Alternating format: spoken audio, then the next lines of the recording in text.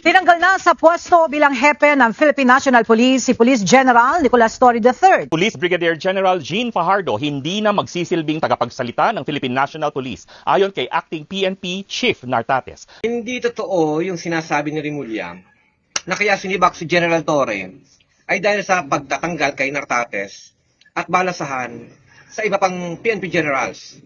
May ibang issue. Pero si Acting PNP Chief Nartates Jr. ay pwedeng bumalasa, pero si General Torre na 4-star general ay bawal.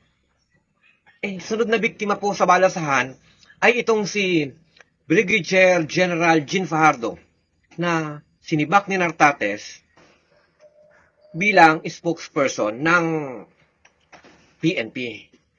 Mukhang meron talagang malaliman pang issue ang naandyan sa PNP. Kaya kung titingnan natin mga kababayan, ano ang tingin nyo sa sibakan dyan sa PNP?